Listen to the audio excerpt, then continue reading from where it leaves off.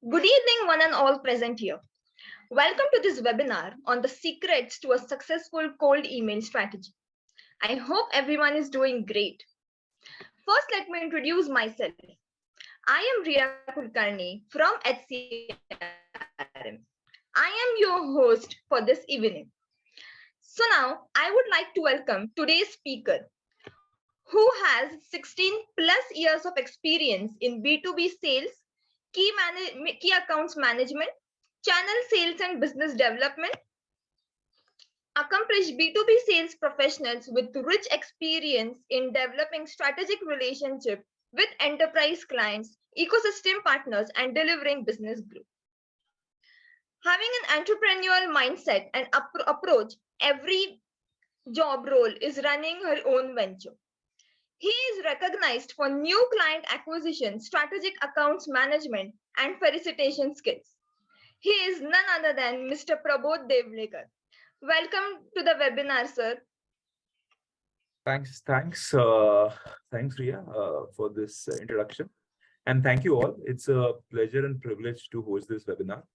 I'll just add to about myself a little bit more. So, as Ria said, that I have 16 plus years of experience. Also, currently working for Oracle as senior sales manager, managing Oracle HCM solutions. I have an experience of running my own startup in sales training consulting space.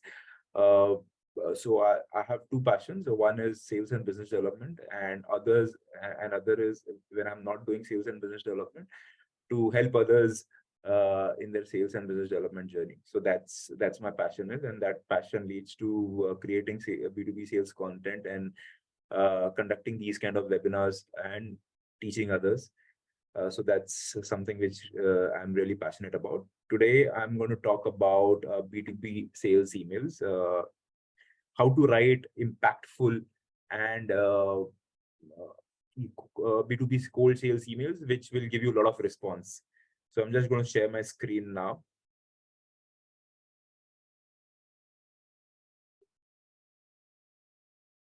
Is my screen visible?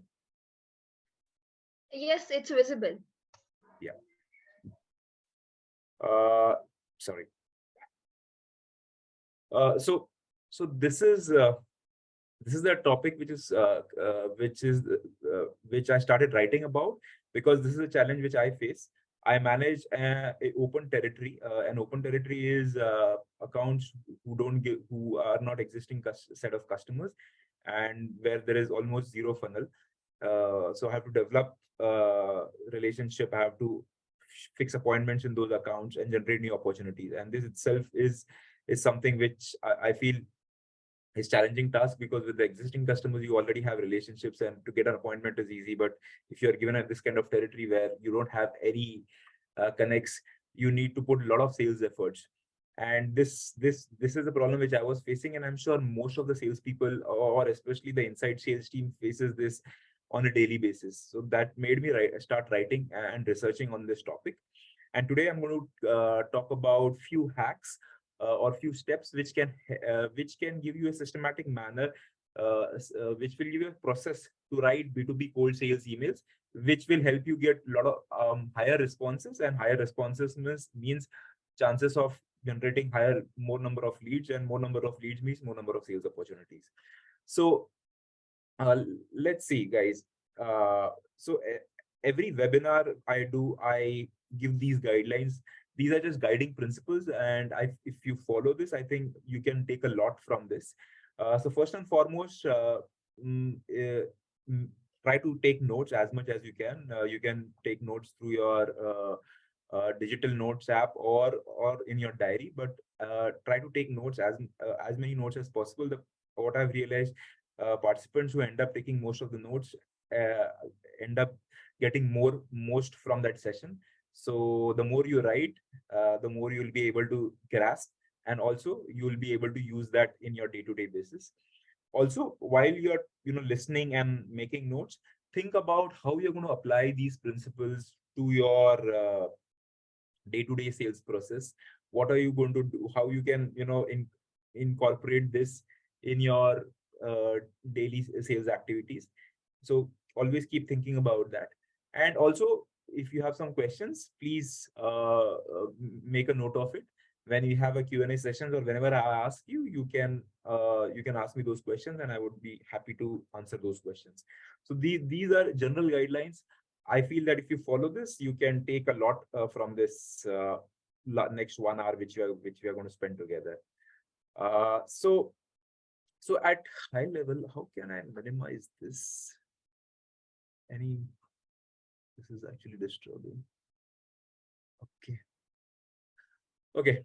So see, guys, at a high level, as a sales rep, we have two major responsibilities, and we do these two tasks. One is we generate new opportunities, and other is we close opportunities which are already generated. And as a salespeople, we are very comfortable, closing opportunity. If there is a ripe opportunity which is given to us, which is qualified, it makes our lives far more simpler in terms of running that transaction and closing and bringing it to the closure.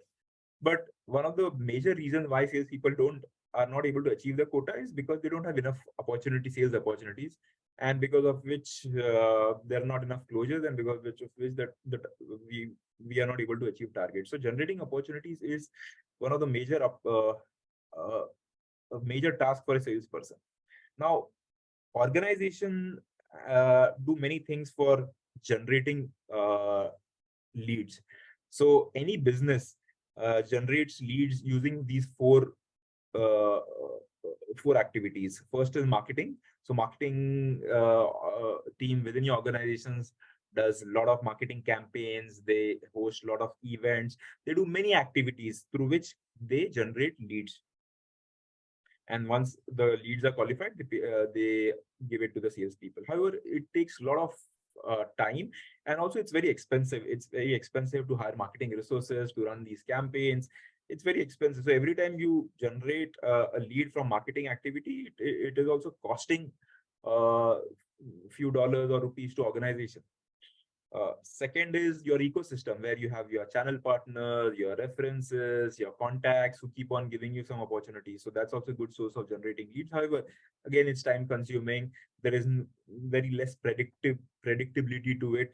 You are also dependent on many other people who are not directly under your control. But this also works for you. Uh, Third is your customers, your existing customers who give you new opportunities for new projects or expansion of existing project. So these are the resources with which you generate leads. Now, once these resources, the leads coming from these resources are exhausted, salespeople also do a lot of activities to generate their leads on their own. And one of the activities which they do is cold emailing and cold calling. Now, many times this activity is the most procrastinated activity, because it takes a lot of patience and it takes a lot of mental strength, because they have to deal with a lot of rejections while doing this activity. So that's why most of the salespeople procrastinate, and when all the sources are exhausted, they resort to this activity. But all said and done, this is the least expensive, okay, least effort activity, because you don't need a lot of time, or a lot of you don't need to spend a lot of money to do this. To do a cold email, you just need to craft a right email and send it across. To do a cold call, you just need to pick up the phone and prepare your pitch and deliver it to the customer. So it the cost of doing this is the least among all the activities. As well, it takes least amount of time. So this activity or this process will never be obsolete, and organizations will always look out for salespeople who are good in cold emailing and who are good in cold calling. So that's why I think this is extremely relevant topic if you're a professional salesperson, and you need to develop this skill so that you start getting more responses, and then you start generating more sales opportunities. So there are four major objectives of this webinar, and this is what I think at the end of 7 o'clock you will be learning. First is importance of cold emailing. What goes behind crafting a successful cold email, what are the metrics to track in terms of how you're improving in your in writing effective cold emails, and some templates and frameworks of cold emails is what we are going to discuss. I hope this is what you have come to learn, and this will be a very insightful session for all of you. Now, there's some statistics which I would like to highlight. So on an average, around 306 billion emails were sent in 2021, out of which 19.8% of emails were just opened. An average professional receives around 120 emails a day, and 59% of the emails which he receives are sales emails which he receives are irrelevant. Okay, so this clearly shows that customers are tired of canned sales emails which they receive every single day. This is one of the most easiest activity of sending an email. You know what you need to do is just open your Outlook, or click on the new message and then paste it. However, because of this, uh, everyone, including your peers, your competitors, do it on day-to-day basis, and because of which customers are tired of getting those spammy canned emails, and that's the reason the response rate is so low. But that's what we want to change, right? We want to change this. We want to be little different from the rest of the uh, salespeople who are doing the same thing. So that's what we are going to learn. We are going to learn that how we can stand out from the normal sales messages which most of our prospects and clients receive on day-to-day basis, and how we can be more successful in doing what we are doing.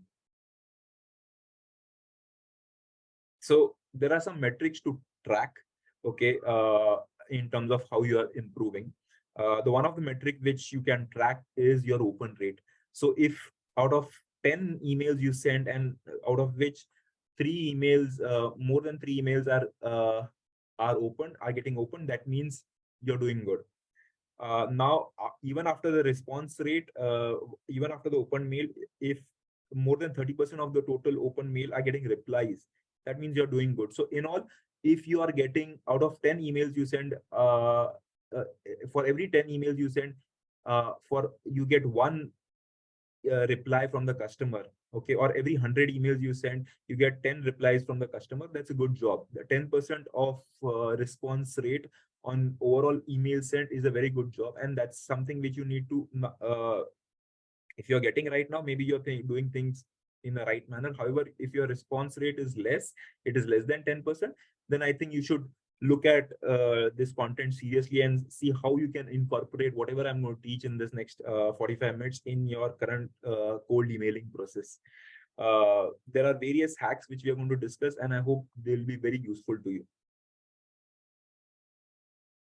So just for you to remember this framework, I have coined this terminology called as SPICE, SPICE with P. So that's the reason I've underlined. However, it doesn't go sequentially, but whatever you, there are 6 steps I'm going to start, I'm going to teach you, and they start with each of this alphabet.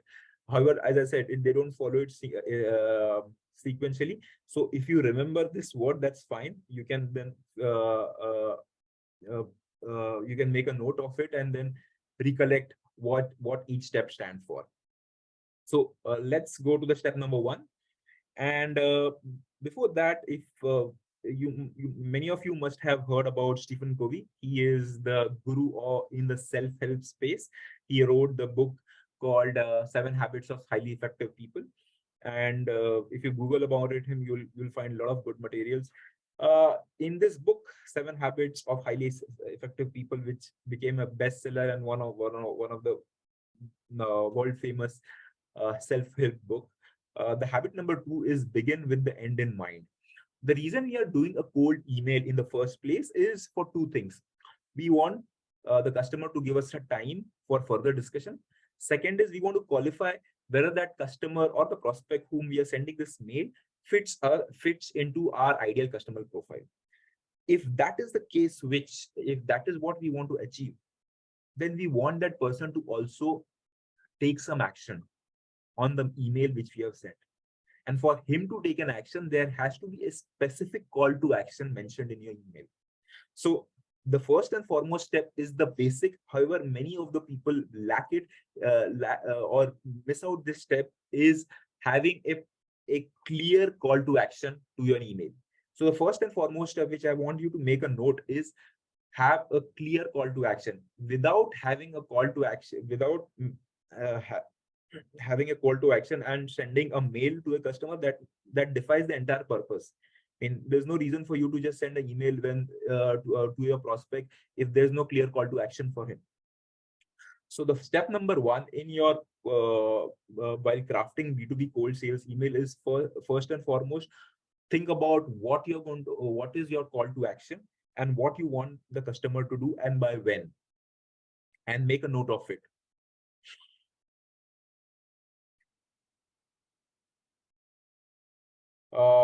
Then we move to the second step, and it is personalization.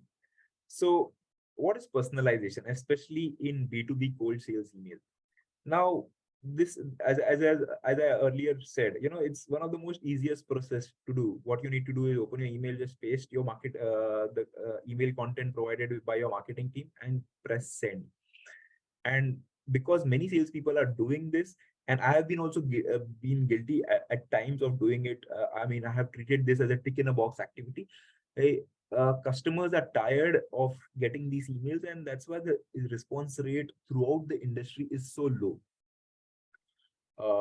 If we continue doing this, maybe we are going to have the same results. And that's where this step is so important, of personalizing your email. What it indicates me is that we have taken effort to research about the customer. Okay, we actually genuinely care about him. We empathize by him. We know what are the challenges which he must have come across in his day job, and we have helped similar customers like him to address those challenges. So if you're not personalizing, you're no different than a traditional conventional marketing emails which are being sent by marketeers. We don't need a B2B sales guy to send that email. I could have a marketing team send that email. Just think about it. I mean, if you have a crush on a girl, or a girl or a boy, she will come to you, you go on a date with you only if she likes you. And the same goes with customer, right? He will also like to give an interview. He would prefer to give you a meeting if if he thinks that you can add value. And it's very difficult to do that on an email. At least when you meet a customer face to face, or when you call him, he gets to listen to you, or he gets to see you. But it's very difficult to do that on email.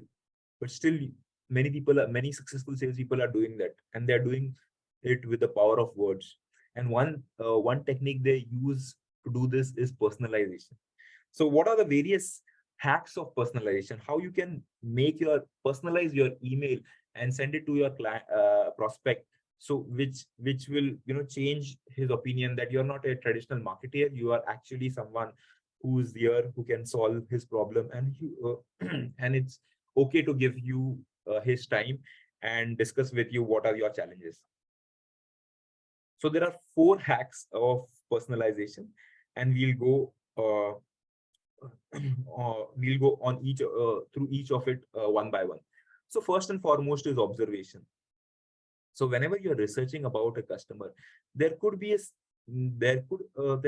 thing which you could have observed about a customer, which could be of high priority for him, or which could be an area of concern, or this could be an observation which is similar to this kind of customer who is in this business. So if you are able to make a note of that observation and put it in your email, or mention it in your email, it shows that uh, you actually have done your research, and you actually are stand out from others. You actually know about his business and can help him.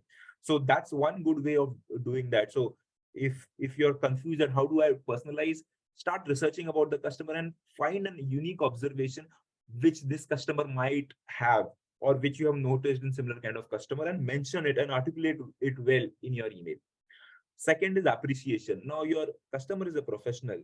He must have achieved some landmarks in his professional career, or he might which he might have posted on maybe a social networking site or somewhere else.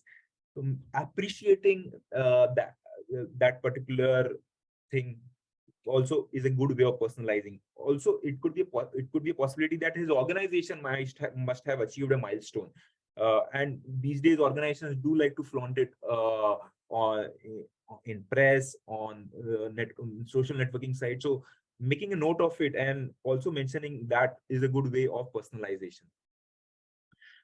Commonality, there could be a possibility that you are connected to your prospect through some of your connection or acquaintance.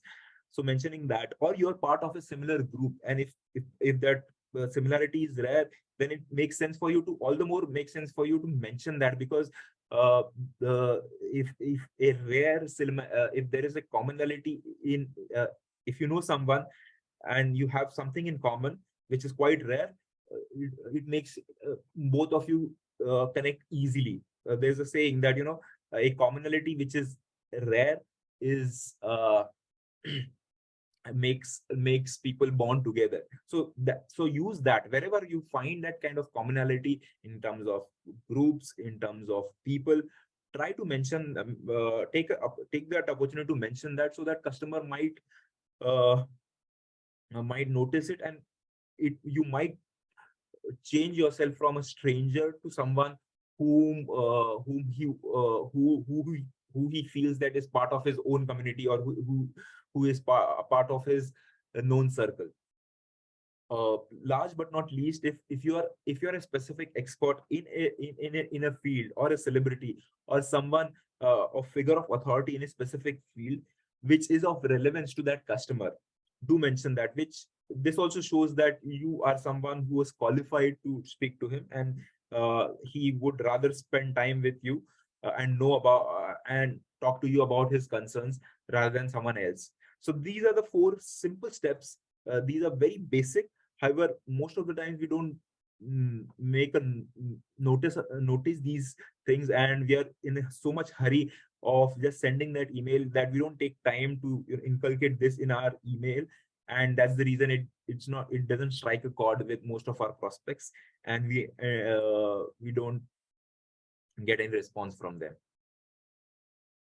So I just spoke for around close to 20-25 minutes. I'm okay if you guys have any questions, or else we can move ahead.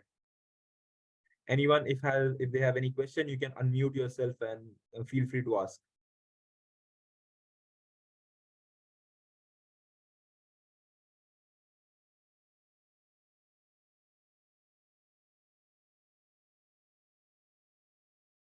No questions, so I'm moving further.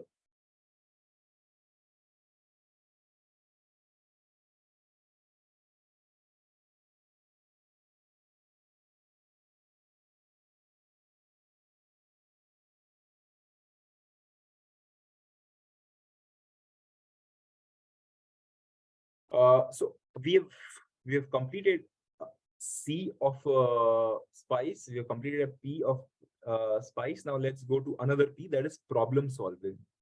Now products and services are are developed to solve problems for our customers. Some of you represent organization who have these products and services. Now, for example, HCRM develops a CRM. One of the reasons they develop a CRM because it solves problem of sales automation and sales productivity. I work for a company which digitizes HR processes, which helps to solve this problem of automating HR processes and improving employee productivity. So all of us have jobs because we belong to company who develop these products and services which solves problems for customers, and that makes us problem solvers. I mean, one of the reasons we exist is because we help customer solve problem. And I feel a definition of salesperson is a professional who listens and understands customers' problems and helps to solve them by recommending products and services they have. So that's what our role is. And mm, in future also, we are going to be doing that. We are meeting the customers to solve their problems. So if you're solving if you're uniquely solving customers' problem, do mention that in your email. And the more unique and more, I would say, uh, compelling your statement is, the more customer is interested. And also, not only that, you also need to mention for whom you have solved it. Especially if it belongs to that customer's industry, then he'll be far more interested to meet you, because you've solved similar kind of problems for his peers or his competitors. So one of the steps, I would say the third step of crafting a good B2B cold sales email is writing down what problems you solve, okay, in a very succinct manner, and for whom you have solved it.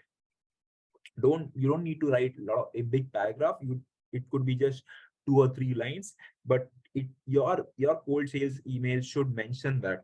If it's not mentioned, then why do I meet you in the first place? I mean, what I'm going to do? I mean, I don't, as a customer, I have 10 other things to do, and I don't want to waste my time just, drinking coffee or meeting someone who can't help me in my goals, or who can't help me to achieve solve problem which I'm facing. So the step number 3 is mention the problems you solve for the customer, and who are the similar customers for whom you have solved these problems.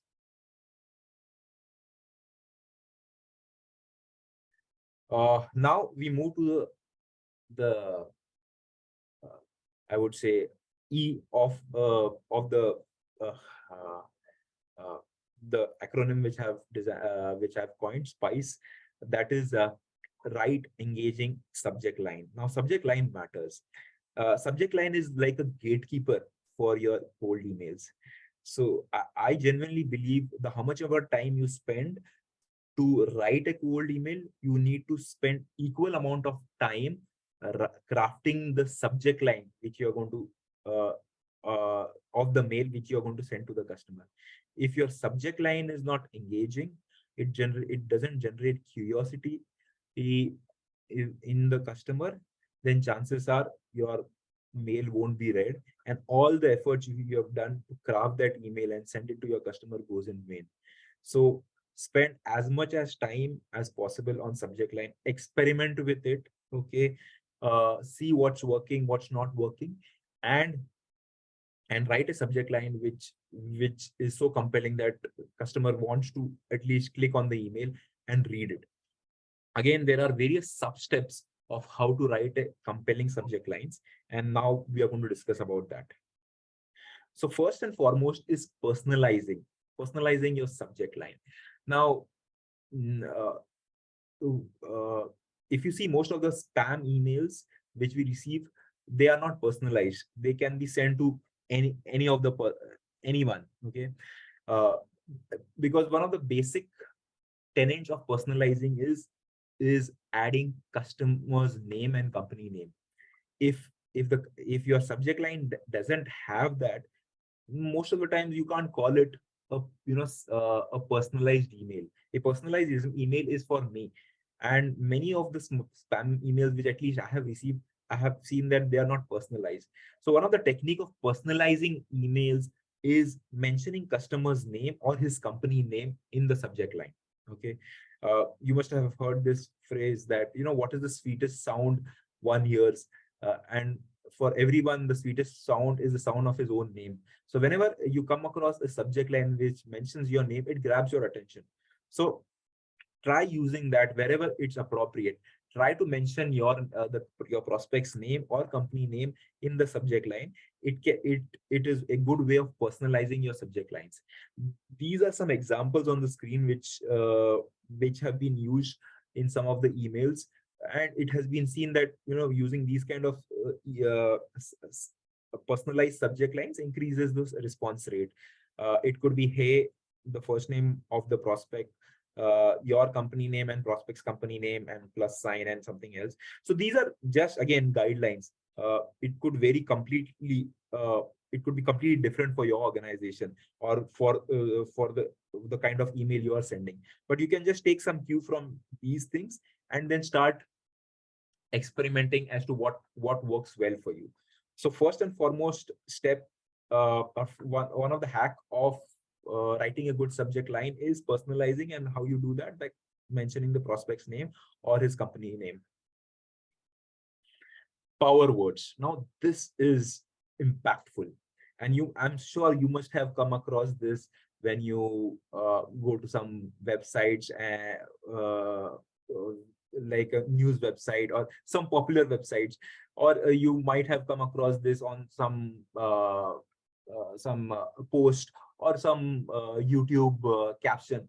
So power words are nothing but persuasive in descriptive words with which invokes positive or negative emotions within us. Those are power words. What they do is they arouse various emotions like anger, emotions like joy, emotions like greed, emotions like any kind of strong emotions. Okay, so these are the power words, and many a times marketeers, authors, content writers use these kind of power words to spice up their content, because these power words engage with people's imagination. A research from Harvard Business Review has shown that we are curious by nature, and anything which arouses our curiosity, we are compelled to know more about it. So if power words are placed strategically in the subject line of your email, uh, it it actually becomes far more impactful, and it generates a lot of curiosity and doesn't and actually uh, uh, uh, encourages or generates a lot of interest in your prospect's mind to at least click and figure out what is there in that email. So so use this, and we are going to also give you some I'm going to show you some example as to what are some of the power words which are being used, and you can use similar kind of in based on the kind of email you are sending. So there are 7 categories of power words based on the kind of emotions it generates. So one is fear, uh, second is encouragement, third is lust, fourth is anger, fifth is greed, sixth is safety, seventh is forbidding someone from doing something. So these are 7 categories, and there are a lot of words which fall in these categories.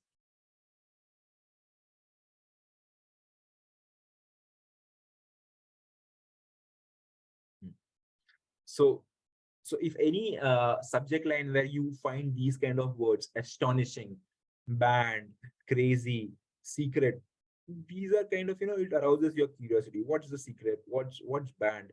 So, these are kind of, words which marketeers use to to to improve their click rate, building trust. So any email where words like certified, best, verified are mentioned, it kind of gives us an assurance.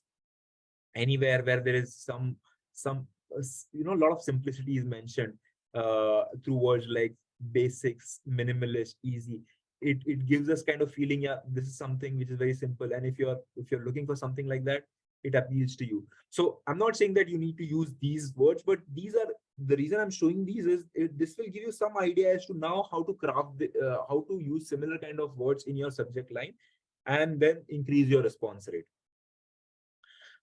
Now this is an example of how a power word is placed in a subject line.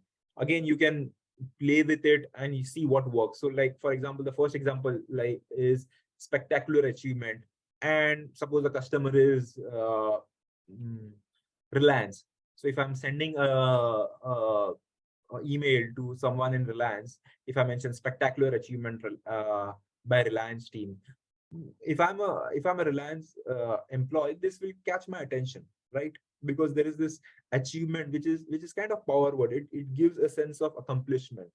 So similarly, there is another subject like I'm worried, and the customer name could be maybe mm, IIFL, okay, India Infoline. I'm worried in India Infoline, and if I'm a customer at India Infoline, I might I might be curious like why someone is writing this. Okay, however, I'm also going to talk about don'ts while you are writing subject line, but the entire objective is how to create that interest, because if you don't create an interest, uh, there is no way your mail is going to be read, because every day there are so many emails customer get, and they are prioritizing which one to give attention and which one not to give attention.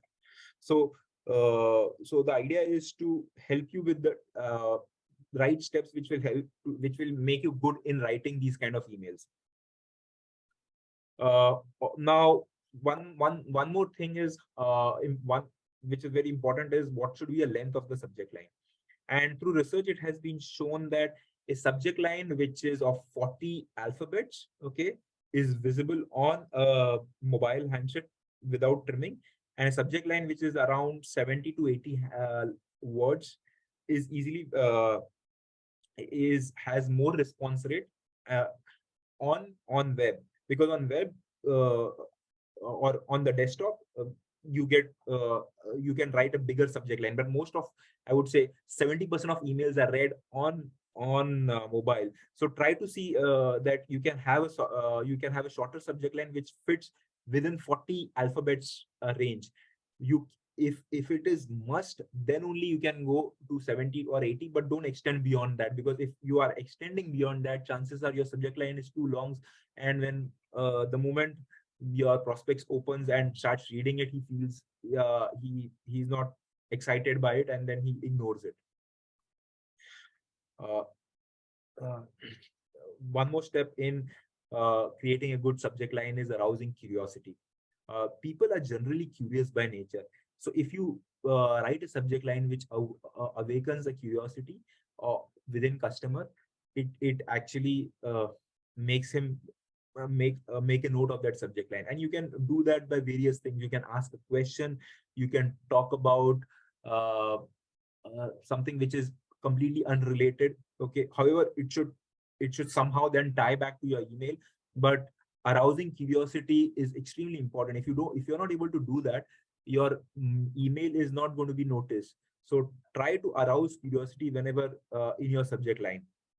And one of the ways to do that is by asking questions.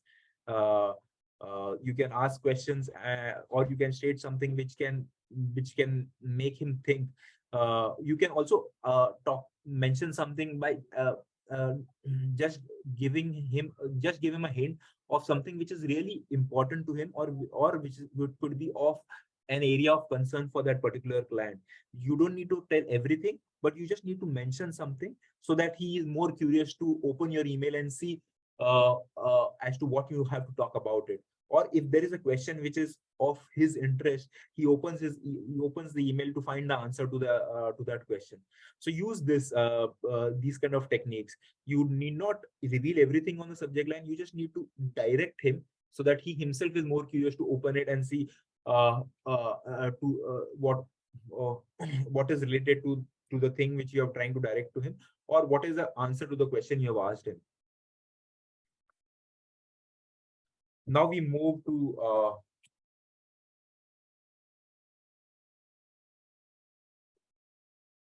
the S of a short email, that is the length. And this is quite debated. Uh, many people are confused that how long should be my email, how many characters it should have. Again, there has been a lot of research done.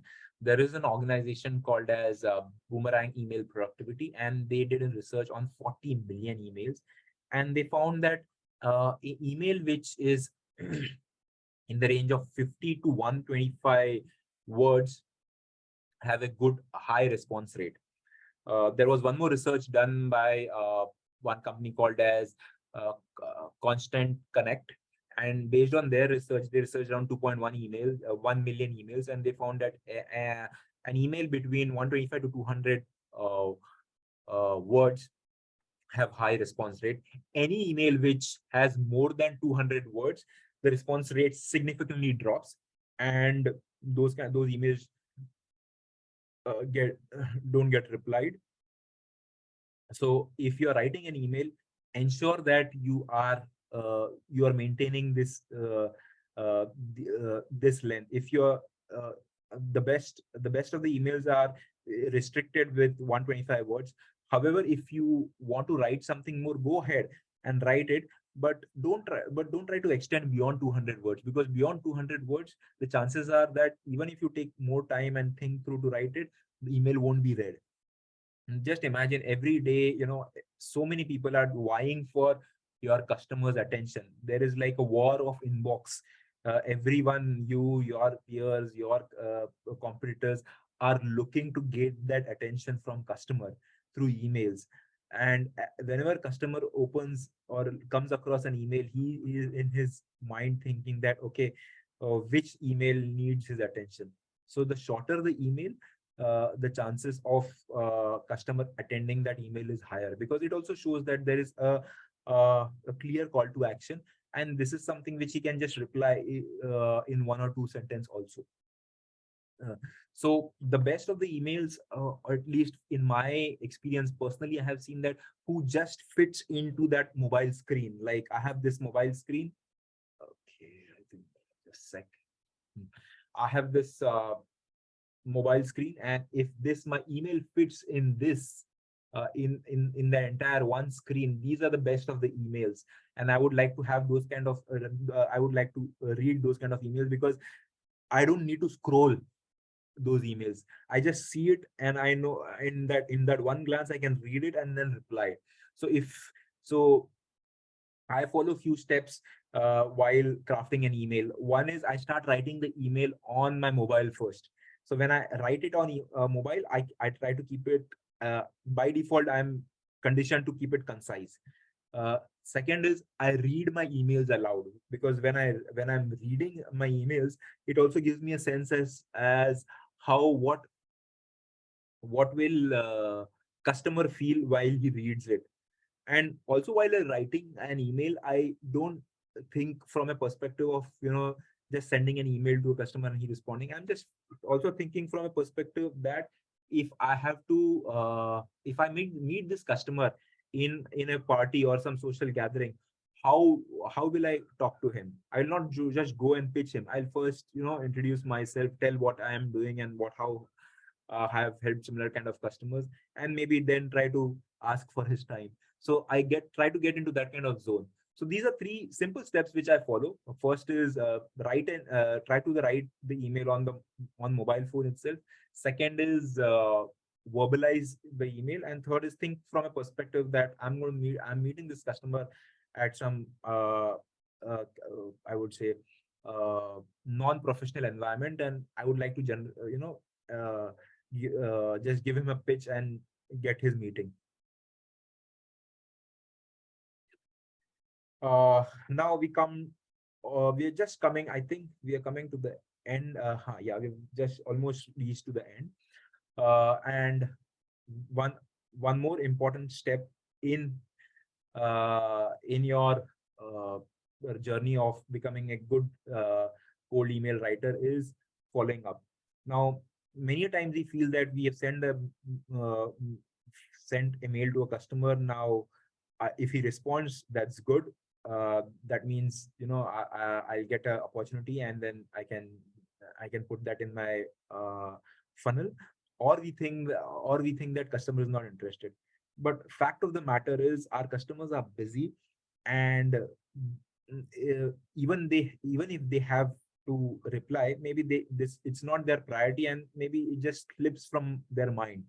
So following up is one of the very important critical tasks of your cold email journey. If you're not following up, that means you're leaving the money on the table, because there could be a possibility is that your email is genuinely interesting for the customer or is relevant, but just because you have not followed up with him, he just forgets about it and doesn't and you also don't follow up with him, and that's something you lose an opportunity to your competitor. So while following up, again, there are a few things which you need to plan as to when to follow up, what to write in the emails uh, when you follow up, and how many times to follow up, and when to stop following up. So you need to plan these things, uh, and again, there's no rocket science to it. These are the basic things, and this is what I have researched. I have come across in my research. So first and foremost is I also follow is I don't follow up customer more than 3 times, at the max 4.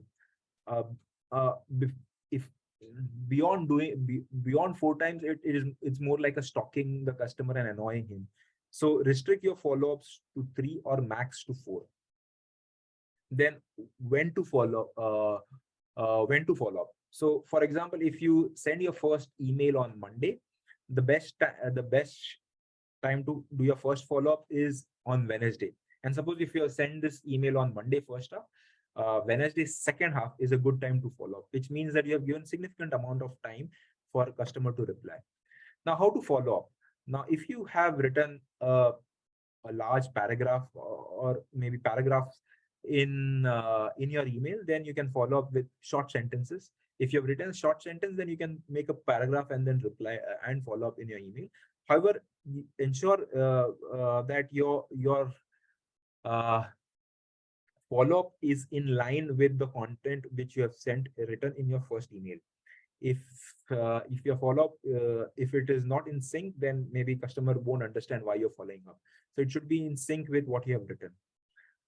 If you don't get any reply after your first follow up, then maybe you can wait for 2 more days. That means by Wednesday also you don't get reply, you can wait for Thursday and Friday, and follow up on Saturday. Again, if you're following up, if you have sent your second follow up email on Wednesday second half, then it makes sense to do your third follow up on Saturday first half. Sorry, your second follow up on Saturday first half. Okay. Uh, Now again, here you don't need to write 2-3 lines, or you don't need to write a passage. You just need to follow up on the call to action, as to, I have sent you this email, can we connect on next week Tuesday at 3 p.m., or can we have can I schedule a call at this time? Okay, so that's a good way of doing it. And still, if you don't get a reply, then again you can try after 2 days. So one day, a gap of 1 day, then gap of 2 days, and again gap of 2 days. So this is a good time for you to keep on following up with the customer, so that you are at the top of his mind, and he replies to you, uh, even if he has forgotten once or twice or thrice. Beyond this, I don't follow up.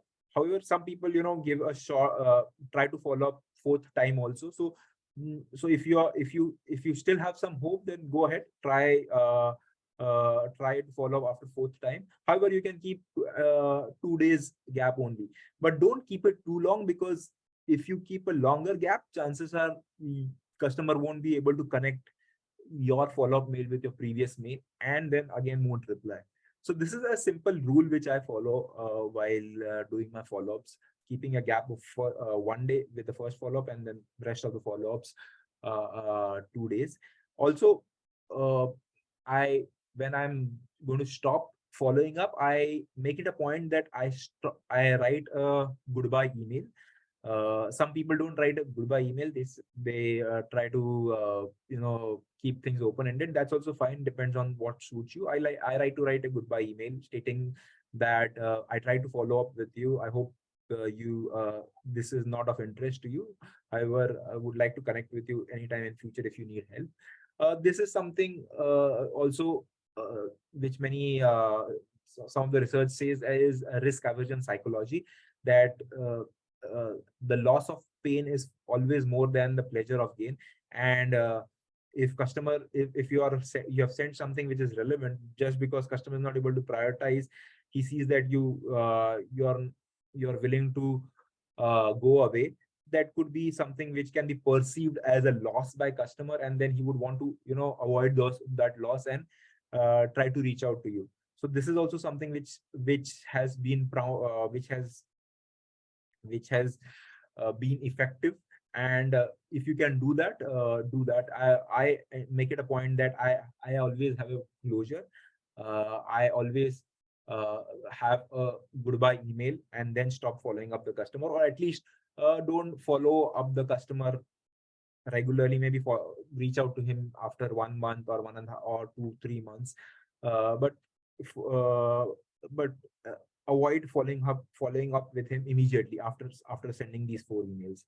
So this is these are some techniques. Last, which is like just extending to the follow-up email, is have a lead magnet.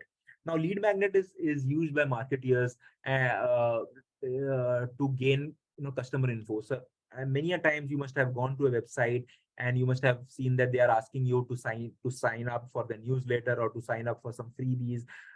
So this is something also you can use it.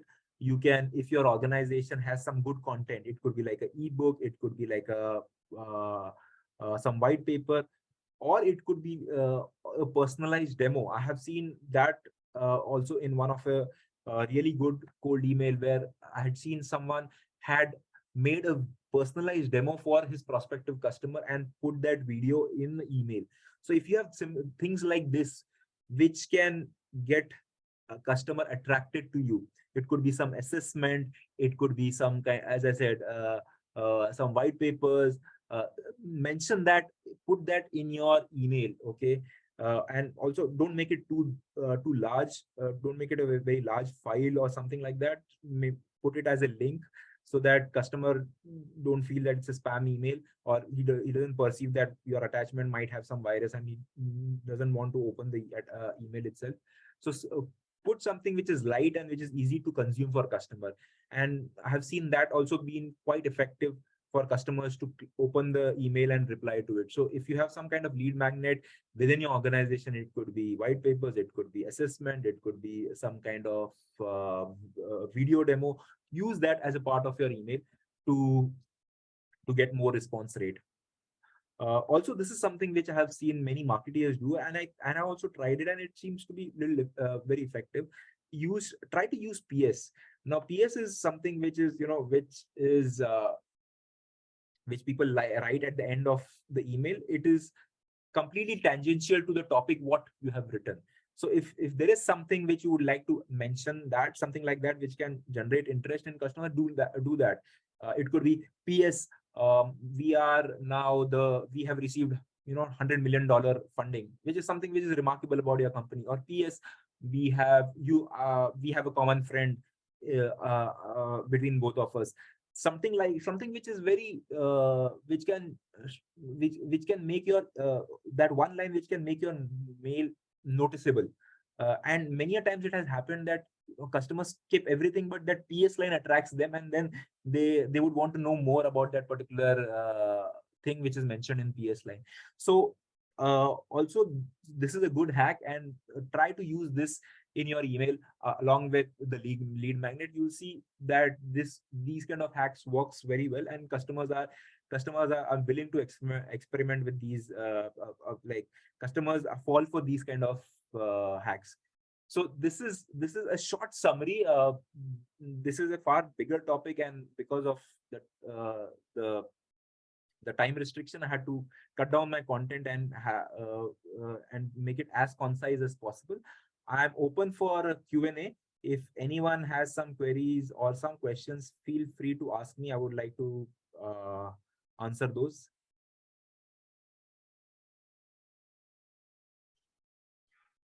So yeah, if anybody has any questions, they can unmute their mic and ask.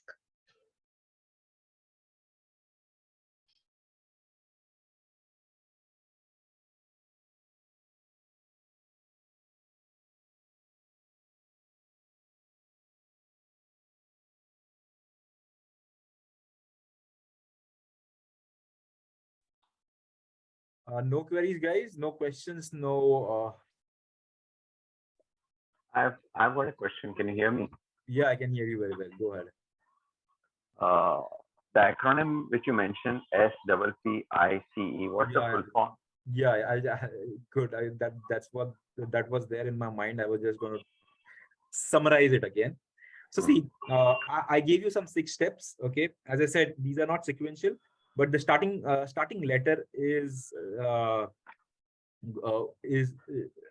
of these steps fall in this acronym. So S stands for short email. Okay, P stands for personalization. P stands for problem solving. C stands for call to action. E stands for engaging subject line, and I stands for intro. So that's Okay. what this SPICE stands for. So this, so whenever you are writing this, so tomorrow, you would be writing a cold email to any of your client. Think about this, about this acronym SPICE. Your email should be short, preferably 125 words, max 200 words. Okay, don't go beyond that.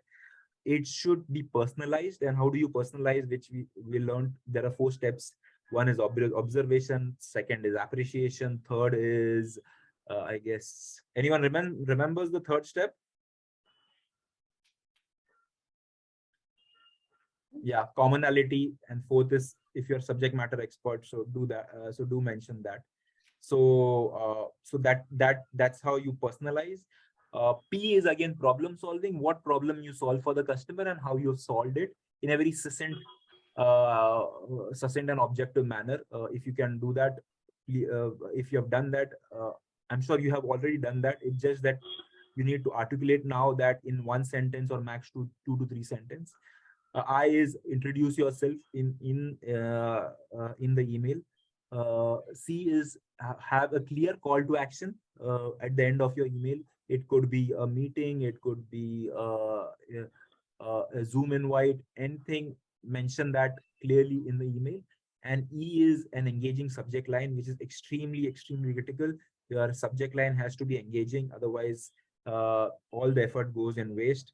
And there are a few steps to have an engaging subject line. First is to personalize it, then is to use your power words in the subject line. Subject line should be shorter, preferably 40 alphabets, or not more than 80 alphabets. It should arouse curiosity. How do you arouse curiosity? Is through questions or hinting something which is of importance to a customer. So this is a simple way of arousing curiosity. So this is this 5-step framework. Any more queries? Anything else? Okay, I've got one more. Yeah, go ahead. Okay. Can you share with us good examples of some email using these formulas? If we get some variety of those emails, so we will understand how to use this SPICE. Yeah, I can do that. My only challenge is at times. Okay, I'll do that. But what happens is it will be very specific to what I do. Again, you'll have to then use that template and then just replicate to what you do, because I sell HR automation solution, and what I'll be writing is very specific to my organization and what I do, and to my customer persona also. Now what you need to use is you need to see that, okay, how it is following the steps of this framework of SPICE, and now how can just I replicate for my own business and my own customer persona. But that's a valid point, and what I can do is I can write those at least 2 emails and send it to the HCRM team, and they can forward it to you. Some of the emails which you it came up well. So if those few emails comes to us, I understand that you have a different business line, but we will be able to judge how you have drafted it, and we can follow the same formula. That's one thing I feel would help us. Yeah, makes sense. Okay. And one more thing is the lead magnet thing which you told. Okay. So lead magnet thing, also some examples, if you can share, that also will be great. So we'll get some idea and we can start working using your formula to draft our emails better.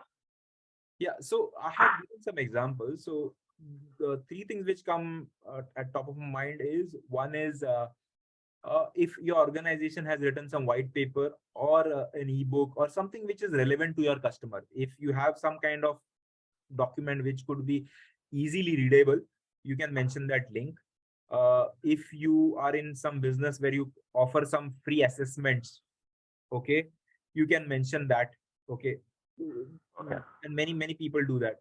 I have seen people making some videos, like personalized demo videos for customers, a 1 minute short video, and embedding the link.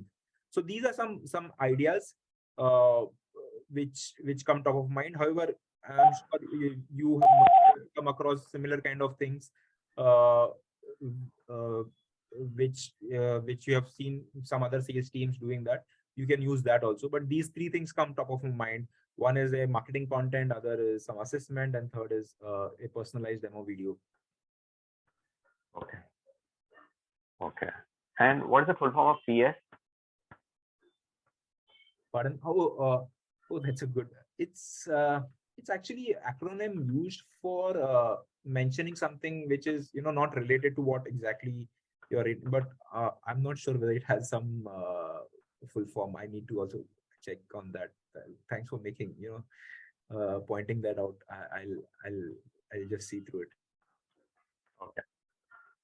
So fine. Thank you very much. It was something which we were missing on, and this would help us make our emails more clickable.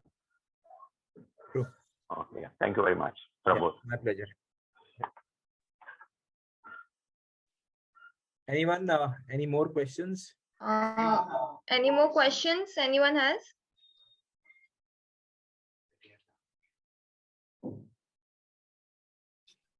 I guess everyone is done with their questions. Yeah, thank you so much. Thanks, everyone. Have a great evening. Take care. Yeah. So thank you so much, Mr. Pramod, for such a fantabulous session.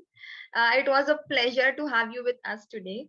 And also a big thank you to all our members for attending the session. We hope you got to learn something new and informative.